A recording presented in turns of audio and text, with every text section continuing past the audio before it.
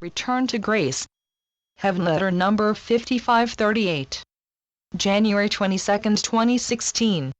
What if the word suffering had never been thought of? Would you, as a mortal human being, identify life the way you do now? If there were no words for pain and all its ramifications, would you predicate your life as full of suffering? Is freedom perhaps absence of fear of pain? Is fear the culprit? There is one positive word that makes up for everything, and that is love. The word love is like a banner in the sky on a clear night, filled with stars. At a very young age, children grasp the meaning of God and take God as a natural occurrence. Think of it, very young children not only understand the meaning of God, and also are on a familiar footing with me that goes far beyond the known possibilities on earth. As a young child, you didn't forget from where you came.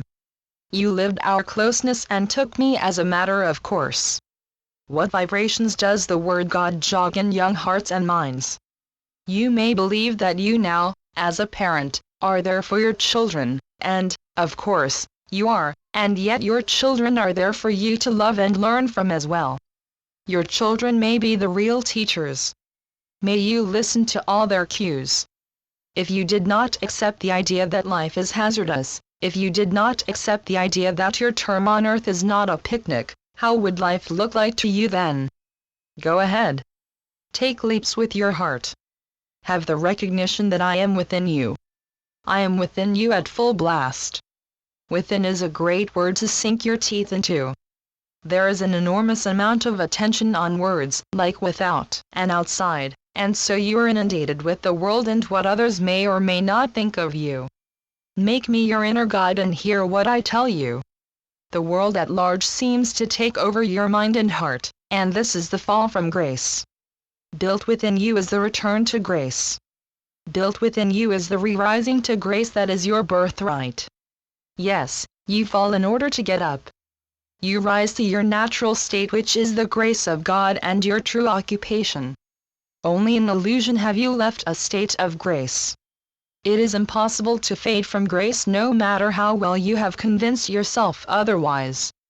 If you ask, I would tell you that the surface of life is just a smattering of experience and not truth at all. We can say that suffering of all sorts misleads you. You scammed yourself. Life is far beyond absence of grace.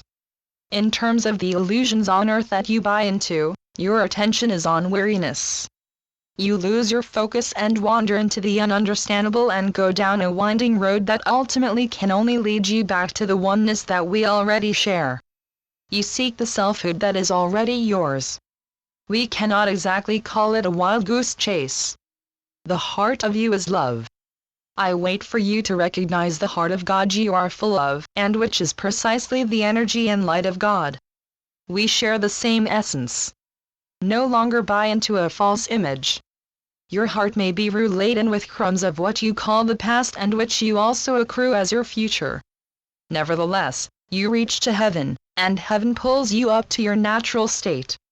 You are not a lone waif in the wilderness.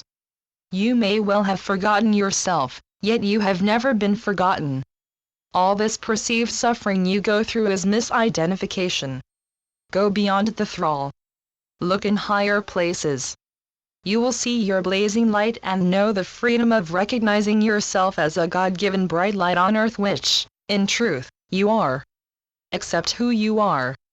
Know it, and be it. Channeled by Gloria Wendroff. Heavenletters.org